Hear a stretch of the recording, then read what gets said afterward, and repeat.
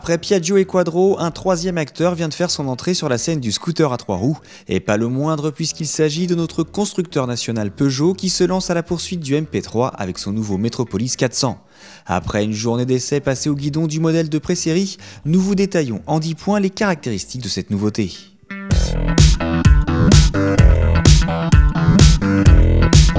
Le Peugeot Metropolis est donc un scooter à 3 roues qui entre dans la catégorie L5e des tricycles à moteur. Il est accessible à tous les titulaires d'un permis B de plus de 2 ans qui devront, suivant leur expérience au guidon, s'affranchir au nom d'une formation de 7 heures.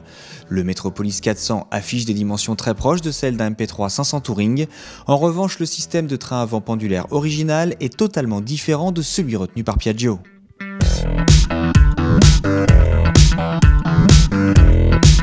Difficile de porter un jugement esthétique, l'exercice relevant forcément d'une bonne dose de subjectivité. Néanmoins, le Metropolis part avec un avantage précieux, celui de l'originalité dans un paysage urbain où les MP3 courent les rues.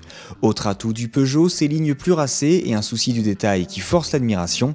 Mentionnons en particulier le recours à de nombreux plastiques laqués noirs au niveau de l'habillage du poste de conduite, une superbe sellerie avec un cerf de type Alcantara ou encore des jantes qui ne dépareraient pas sur une automobile haut de gamme. Déception en revanche au niveau du tableau de bord, ce dernier s'avère très complet mais son design n'est pas forcément à l'avenant du reste de la machine.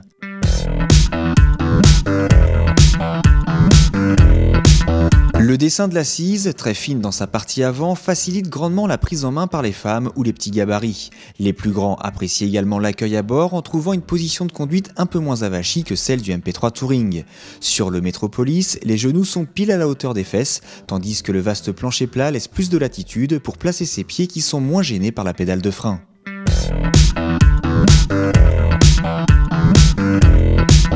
Au niveau des équipements, le Metropolis sort le grand jeu avec pour commencer un système Smart Key qui permet de prendre le contrôle du scooter dès que l'on se trouve dans un rayon d'1,50 m autour du véhicule. On profite également d'un frein de parking électronique commandé au guidon, d'un contrôle de la pression des pneumatiques au tableau de bord, de rétroviseurs asphériques diminuant l'angle mort et d'un recours généralisé au LED pour les clignotants, feu arrière et feu de position. Le Metropolis dispose également d'un système d'éclairage de jour qui, s'il est activé, allume une puissante trempe de diode disposée entre les deux roues avant.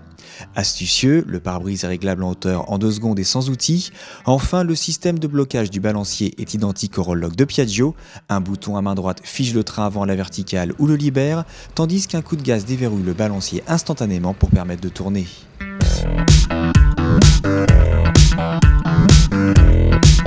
S'agissant des capacités d'emport, le Metropolis est le premier scooter à 3 roues qui dispose d'un plancher parfaitement plat. Saluons également l'intégration dans le tablier d'une boîte à gants et d'un vide-poche avec prise 12 volts. Le français propose un double espace de chargement, à l'arrière avec capot articulé façon haillon automobile et sous la selle. Le premier est suffisamment vaste pour contenir un casque intégral. En revanche, n'espérez pas caser plus qu'un casque demi-jet sous la selle.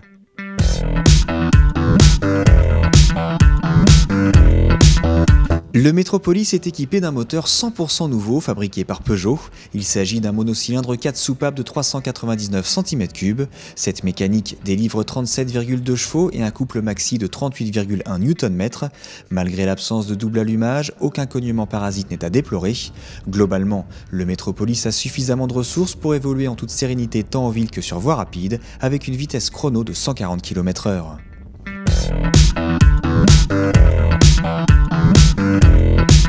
En ville, le Peugeot réclame un peu d'effort au guidon pour changer de direction. Cette stabilité plus prononcée sur le Metropolis devrait rassurer les débutants qui, au contraire, peuvent être intimidés par la vivacité du MP3.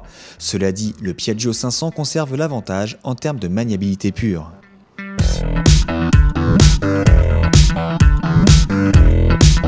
À plus haute vitesse, la stabilité du Metropolis surclasse largement celle du MP3 500 avec beaucoup moins de flottement en courbe tant à l'avant qu'à l'arrière. Rigide, précis et tranchant, le Peugeot semble calé sur un rail et offre un excellent ressenti du train avant.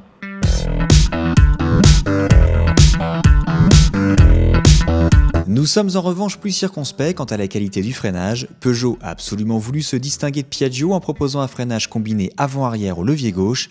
L'idée est bonne, mais le feeling en pâtit ici grandement avec des retours de pression incessants entre les deux leviers.